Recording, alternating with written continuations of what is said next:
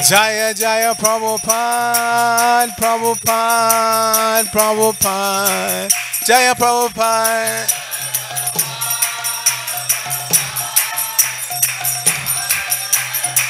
Jaya Jaya Prabhupada, Prabhupada, Prabhupada, Srila Prabhupada.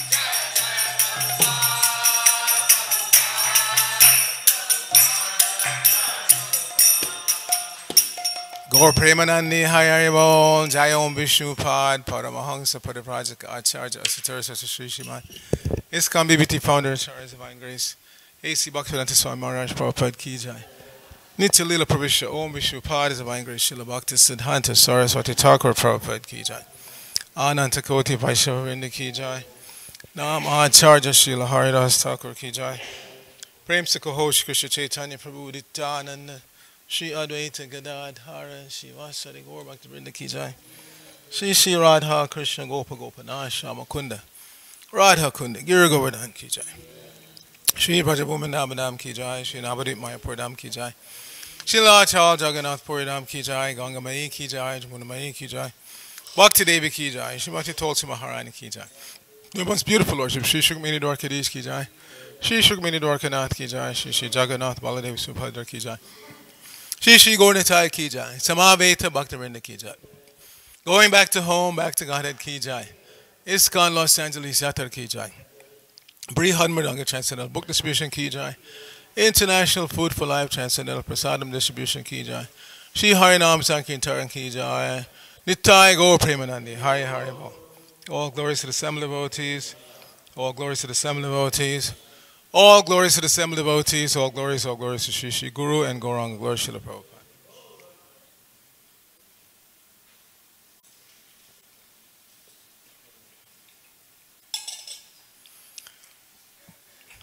Narayanam Namaskritya Naram Chaiva Narottamam Deving Saraswatim Vyasam Tato Jayamatirayat. Before reciting the Srimad Bhagavatam, which is our very means of conquest, let us offer respectful obeisances unto the personality of God and Lord Narayan, unto Narayana Rishi, the supremest human being, unto Mother Saraswati, the goddess of learning, unto Srila Vyasadeva, the author, and unto Srila Prabhupada, who is the translator, commentator, and our spiritual master. Nashta Prayeshu Abhadreshu Nityam Bhagavata Sevaya Bhagavatyottama Shloke Bhaktir Bhavati Naistiki. By regularly attending the Srimad Bhagavatam class and by rendering service unto the pure devotee, all that is troublesome to the heart is almost completely destroyed, and loving devotional service unto the personality of Godhead, whose worship with transcendental songs becomes established as an irrevocable fact. Om Namo Bhagavate Vasudevaya. Om Namo Bhagavate Vasudevaya. Om Namo Bhagavate Vasudevaya. So we are continuing our reading from the Srimad Bhagavatam. This is first canto, creation, chapter 11, Lord Krishna's entrance into Dwarka.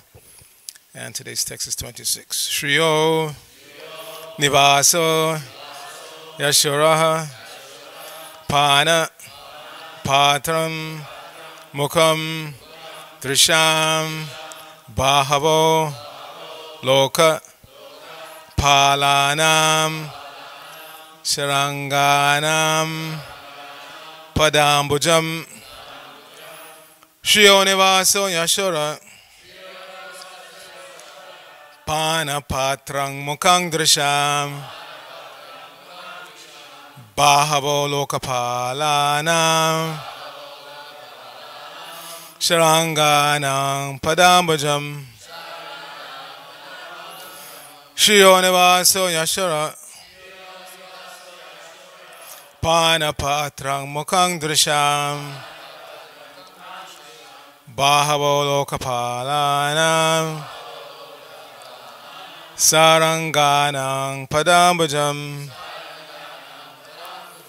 Shriyo Yashora Panapatrang Mukhang Drisham Bahavo Lokapalana Saranganang Padambujam. Please chant. Shriyonivaso Yasyora Panapatrang Mukhang Drisham Bahavo Lokapalanam Saranganam Padambujam.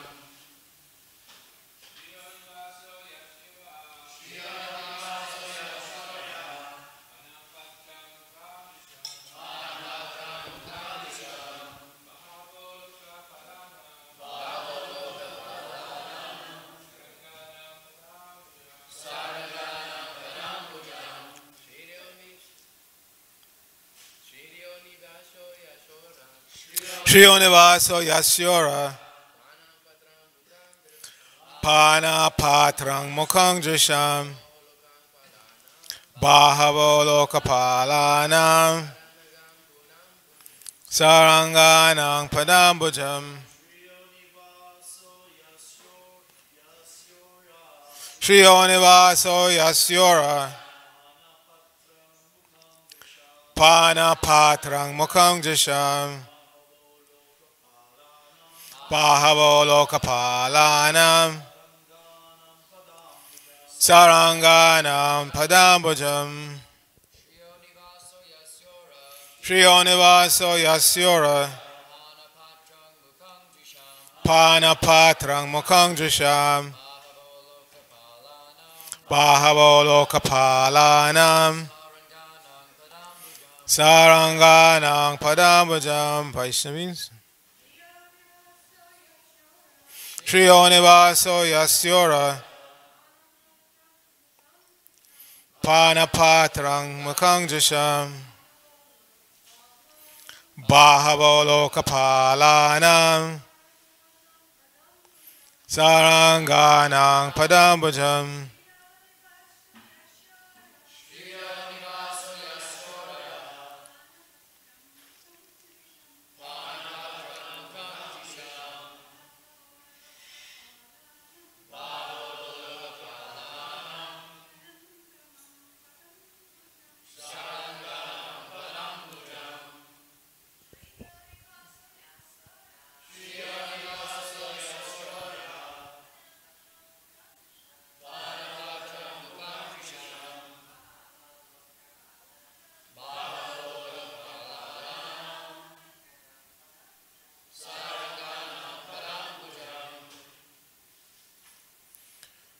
So, synonyms: Shriyaha, of the goddess of fortune. Nivasaha, residential place. Yasya, one whose. Uraha, chest. Panapatram, the drinking pot. Mukham, face. Drisham, of eyes. Bahavaha, the arms. Lokapalanam, of the administrative demigods. Saranganam, of the devotees who talk and sing of the essence or substance. Pada Ambujam, the lotus feet. Srila Prabhupada's translation for this verse. The Lord's chest is the abode of the goddess of fortune. His moon-like face is the drinking vessel for eyes which hanker after all that is beautiful. His arms are the resting places for the administrative demigods, and his lotus feet are the refuge of pure devotees who never talk or sing of any subject except his lordship. Please repeat. The Lord's chest is the abode of the goddess of fortune. His moon-like face is the drinking vessel for eyes which hanker after all that is beautiful. His arms are the resting places for the administrative demigods. And his lotus feet are the refuge of pure devotees who never talk or sing of any subject except his lordship. Srila Prabhupada's purport. There are different classes of human beings, all seeking different enjoyments from different objects. There are persons who are seeking after the favor of the goddess of fortune, and for them, the Vedic literatures give information that the Lord is always served with all reverence by thousands and thousands of goddesses of fortune at the Chintamani Dhama, the transcendental abode of the Lord, where the trees are all desire trees and the buildings are made of touchstone. The Lord Govinda is engaged there in herding the Surabhi cows as his natural occupation. These goddesses of fortune can be seen automatically if we are attracted by the bodily features of the Lord. The impersonalists cannot observe such goddesses of fortune because of their dry, speculative habit. And those who are artists, overtaken by the beautiful creation, should better see to the beautiful face of the Lord for complete satisfaction. The face of the Lord is the embodiment of beauty. What they call beautiful nature is but his smile. And what they call the sweet songs of the birds are but specimens of the whispering voice of the Lord. There are administrative demigods in charge of departmental service of cosmic management, and there are tiny administrative gods in the state service. They are always afraid of other competitors, but if they take shelter of the arms of the Lord can protect them always from the attacks of enemies. A faithful servant of the Lord engaged in the service of administration is the ideal executive head and can well protect the interests of the people in general. Other so-called administrators are symbols of anachronisms, leading to the acute distress of the people who are governed by them. So everybody know what an anachronism is? It's from the Greek anamich, which means out, and chronos, which means time. So something that is an anachronism means it's out of sequence. It doesn't belong. Just like if you're looking at a movie about Victorian times, 1800s, and all of a sudden somebody goes zipping by on a bird scooter. Doesn't match, doesn't fit. So it's an anachronism. So the administrators can remain safely under the protection of the arms of the Lord. The essence of everything is the Supreme Lord. He is called the Saram, and those who sing and talk about him are called the Sarangas, or the pure devotees. The pure devotees are always hankering after the lotus feet of the Lord. The lotus has a kind of honey which is transcendently relished by the devotees. They are like the bees who are always after the honey.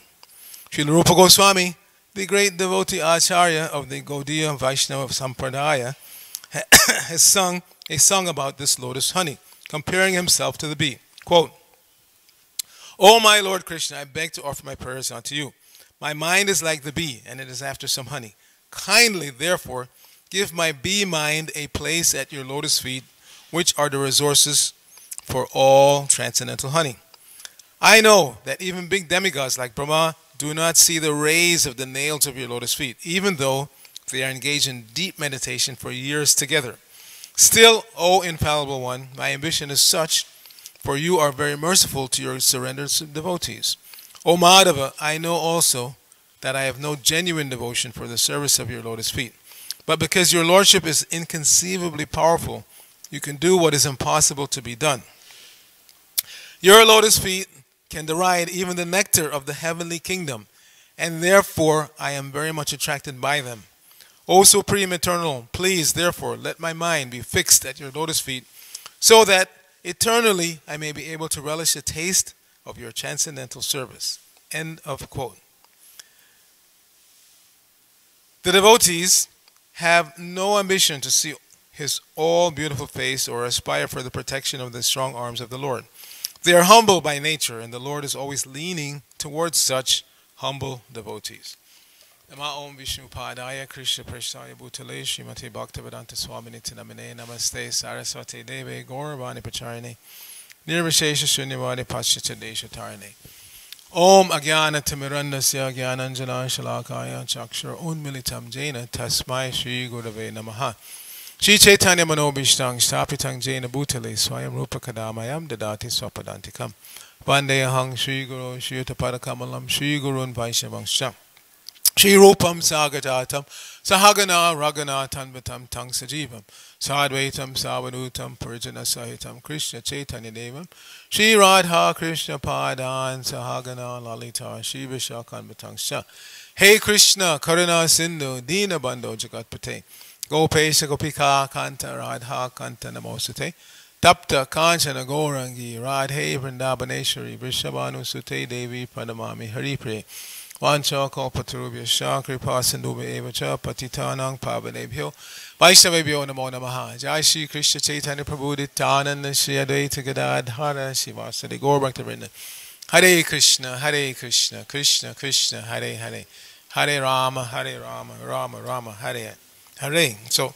Shriyaha of the goddess of fortune. Everybody's looking for fortune in this world.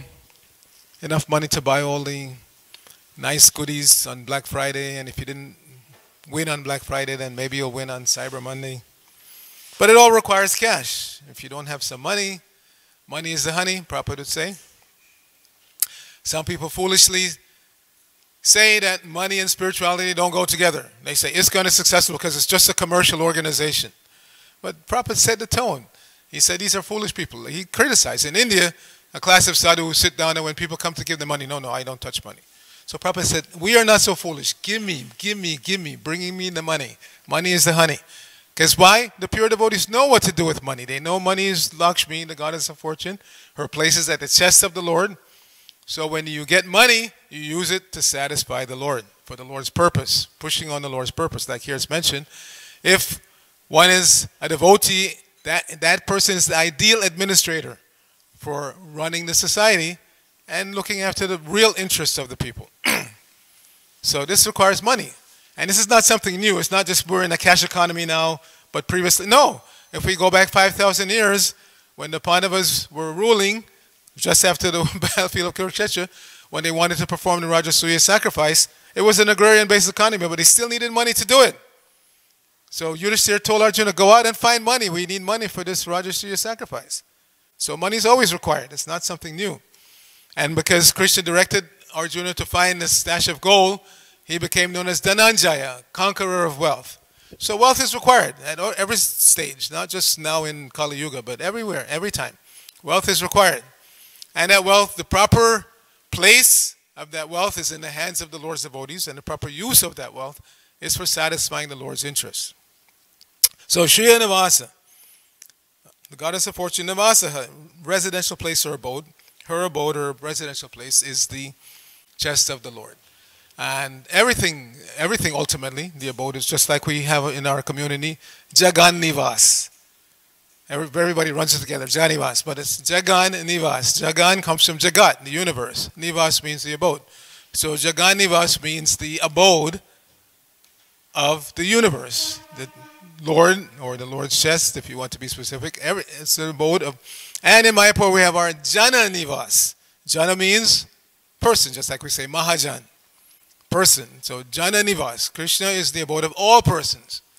So like that, you can extend to anything. The abode of anything and everything is Krishna. Whether we're talking about fortune or persons or the universe, everything finds its shelter in Krishna. So, Shriyanivasa Yashorya, Panapatra Mukham Drisham. So, the face of the Lord is the ultimate object of worship for the devotees. Just like yesterday, I think it was yesterday, right? Arcita Prabhu quoted one verse, but he didn't give the Sanskrit. It's a very nice verse, kind of easy to remember. Atati yadbhavan anikanam chuti yugayate tvam apashitam kutila kuntalam shimukamte jada udikshitam pakshakrijisham.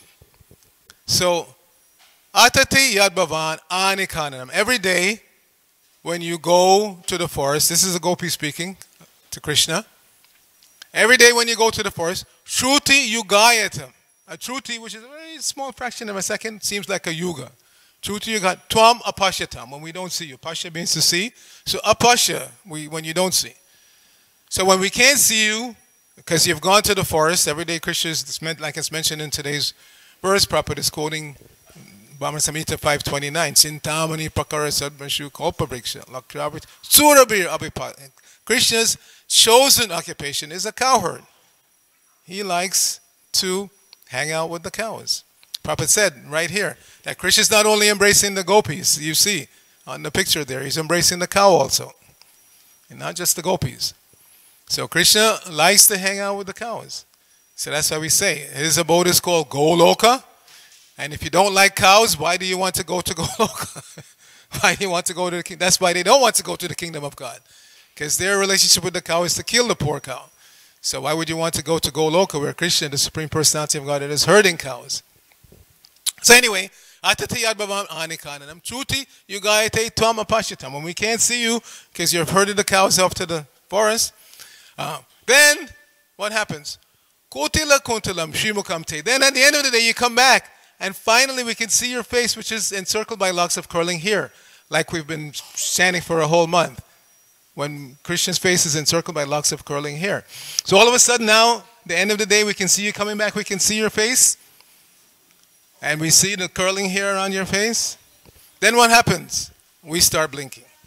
Therefore, Jada Updikshita, Pakshma Kridrisham. What kind of foolish creator is this who has made eyelids that blink, cause us to blink, and for that fraction of a second we can't see you anymore.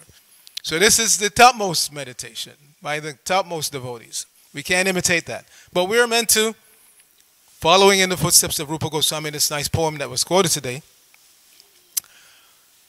It's the name of that poem is Deva Bhavantam Vande. It's named after there's a refrain. There's actually 3 verses. But after each verse there's a refrain beginning Deva Bhavantam Vande. So Arcita Prabhu translated it from the Sanskrit. And the Sanskrit is available. If you like, I can give it to you. But here Prabhupada has translated himself, because it's an important point, that the devotee is meditating on the lotus feet of the Lord. Prabhupada said because the devotee is by nature humble, they don't want to jump to the face of the Lord. So they meditate on the lotus feet. So he's begging that, my dear Lord, please let the bee of my mind become absorbed in the honey that is at your lotus feet. This is the refrain. He's begging in that way. So we are supposed to be Rupa Anugas, ultimately, but we have to become Prabhupada Anugas first. We have to follow Srila Prabhupada, and then we will get the mercy of Rupa Goswami. So following Prabhupada and Rupa Goswami Prabhupada, this should be our meditation. Every day we come before Dwarkadish, the same Dwarkadish that's entering Dwarka here. It's the same Dwarkadish here. Prabhupada stressed in his last lecture, there is no difference. Don't see any difference. Krishna has kindly appeared before us to accept our service. Because we can't see with these material eyes pure spirit. Each one of us here is a pure spirit, but we're encaged in a material body. So I've never seen you, you've never seen me. We've just seen these bodies that are constantly changing. But the unchangeable soul we've never seen. We've never seen. And therefore when finally we leave this body, we all say, oh, Madhudvisa Prabhu is gone. That body that we used to call Madhudvisa was still there. They brought it in front of the temple to take darshan of the deity, but we say Madhudvisa is gone. Rightfully so, because that soul that was Madhudvisa is left, it's gone. And similarly, Srila Prabhupada apparently left us. When we go back to the spiritual world, we won't see this form. Just as Krishna's Navayovanam, Prabhupada's original form is also Navayovanam. It's not a 70 or 80-something-year-old body. You won't see this body in the spiritual world. So how will we recognize Prabhupada? I've been meditating on this because my time is coming. So not that I'm going to go back to God immediately, hopefully, but who knows, maybe it takes a few more lifetimes. But when I eventually get there, I am sure that Prabhupada will recognize me because I'm his eternal servant, trying to be anyway. So Prabhupada will recognize me. I may not recognize him because he will not look like this. We're not going to see this form in Goloka. That form is not there. It's considered a spiritual form because it was always engaged in Krishna's service and therefore was interred. It was not cremated. The pure devotee of the Lord, his body, when he leaves his body, that body is not cremated because it's considered to be a spiritual body. But we know, again, that when we go eventually get back to, because Prabhupada says there's an ISKCON in the spiritual world, he will not look like this. So, but he will recognize us. We may not recognize him. He will recognize us. right off the bat, because we are his eternal servants. And that is the mood of our sampradaya, that we are the servant of our guru, who's the servant of his guru, and like that. And eventually, all of us should make our way back to the spiritual world. And that attachment, that connection will still be there.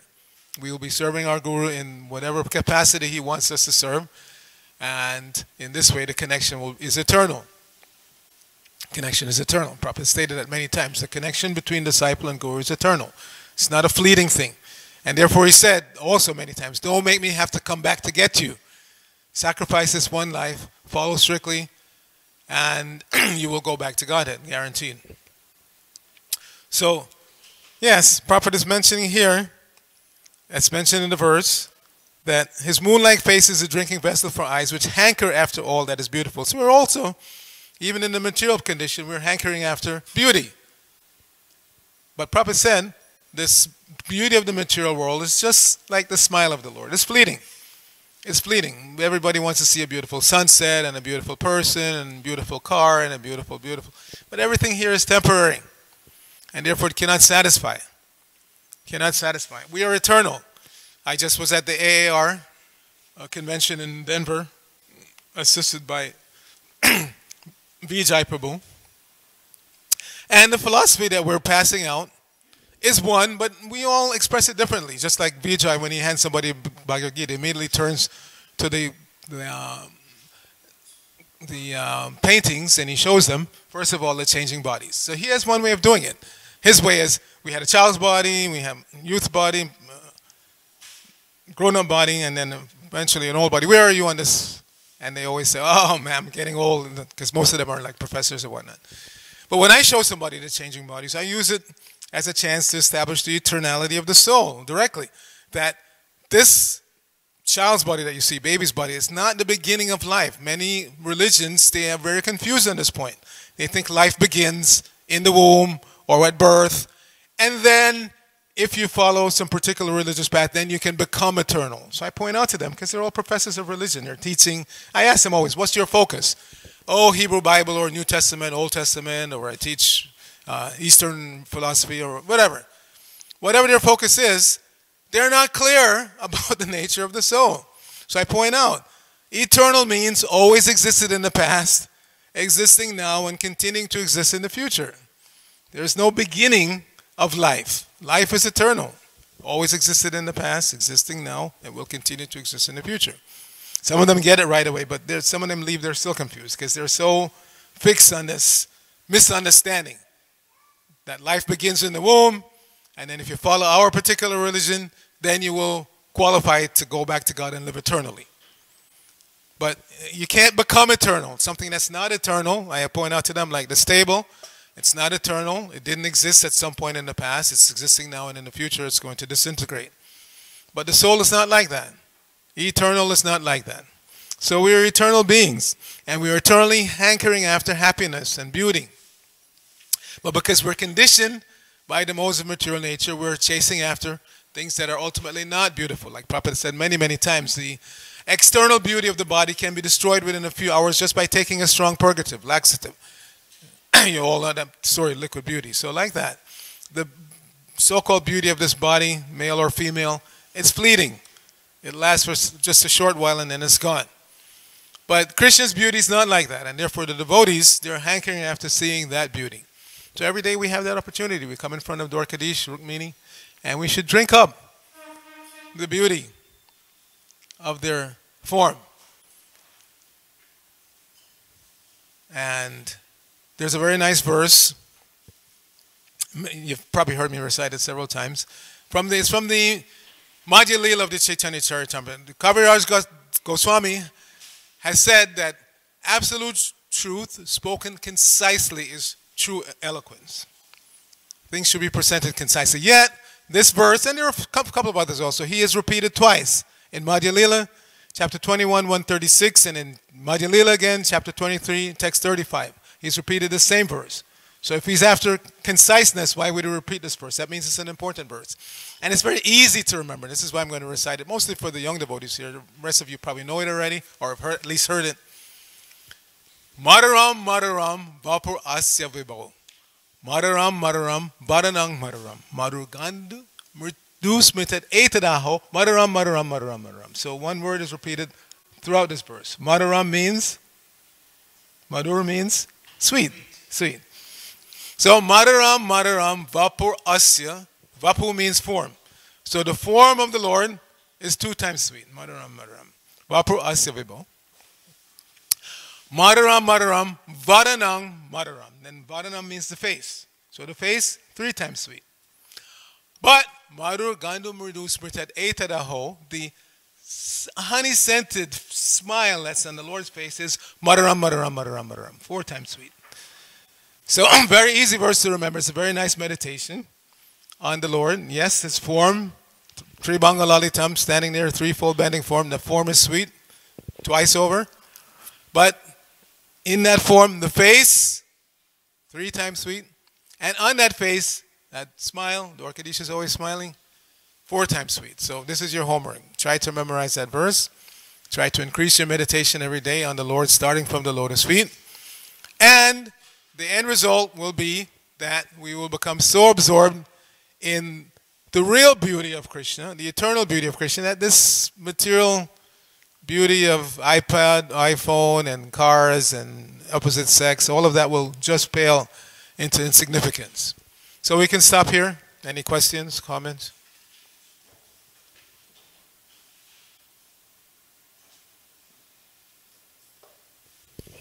Okay, Mataji, bring the microphone, please.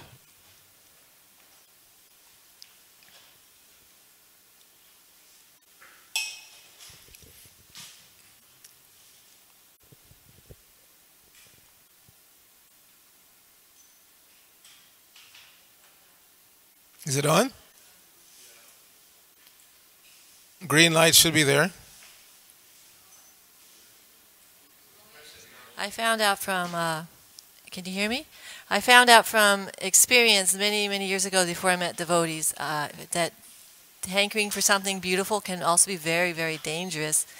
I was working in the Forest Service temporarily in the Rocky Mountains, and I always was fascinated by the beauty of material nature until one day our crew got lost in a blizzard for many, many hours before anyone was rescued, and one person almost died of hypothermia. And then after that, I remember clearly how the whole thing about the beauty of material nature changed for me. Yes, very well said. And it wasn't until I saw Krishna and Radha that I saw, well, this is the real beauty. It's a person. Yeah. It's so much more beautiful too. Material nature means Bhumirapo Analovayu. These Panch Mahabhutas, the earth, water, fire, air, ether. So I remember as a child, at least in my circle, they taught us water and fire make good servants but bad masters. And people are finding out lately here in California. We can use fire properly, hopefully for cooking the boga and make offering to Rukmini Dwarkadish. But when fire takes over, it becomes dangerous. And that's true for all of the material elements. No matter how strong a swimmer you are, you get thrown in the Pacific somewhere far out and you're done for. So all of these material elements that we're trying to enjoy, because everything we're trying to enjoy here is just a combination of those elements. At first it seems attractive, but like you said, it can turn very dangerous very quickly. So the devotee's mood is not to try to enjoy the material energy, but to use the material energy in the service of the source of the material energy, the Supreme Lord. And that way we're protected at every moment, just like it's mentioned here in today's purport about the administrative demigods.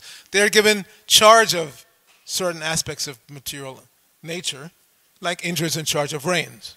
But because he really thought that he was the Lord of rains, then he became his enemy because he used it against Krishna and then he got in trouble. So if we use it properly in the Lord's service, then we are protected. Anything else? Yes. Madam Mahotsav Prabhu. Wait for the mic so the internet can hear your question. I just wanted to ask you a question about, you were mentioning about like finances and using Lakshmi in Krishna's service. Are there any like limitations to the use of money? Like, for example, like when we sell books, they may be maybe not as lucrative as some of the street hawkers down there selling mangoes, and there's a magician he was doing, and he gets money, but the product is not very valuable compared to like selling books. And like these paintings are extremely beautiful, but you know, they don't sell for a lot of money, but they're really, really important. Or They like, sell for good or money. like the Harinam. I know one that sold for $10,000. Well, I mean, you know what I'm saying? Like Yeah. it requires a special qualified person to see the value in these things. Yes. And also like maybe the Harinam, you know, it doesn't pull in a lot of Lakshmi on the sheets, but you know, we do distribute 300 pamphlets in 2 hours, and it's like advertising, and people see us. So usually advertisers don't give you money in your hand. They broadcast your message, and then as a side effect, then people get interested, and So, I get the point. So our activities are like planting seeds. And when you plant a seed, you have to wait patiently for it to fructify. So sometimes it seems that these books are just being thrown away practically, because you give them to people and literally they throw them away. But other times, it's just one book properly planted will bear such fruit you can't imagine. One book that went into Myanmar.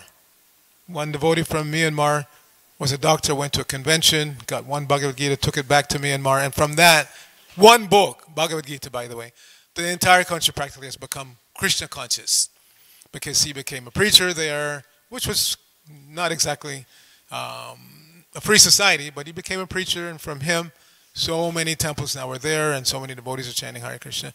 And so much Lakshmi has come in, which Prabhupada said also, when people ask about his mystic power.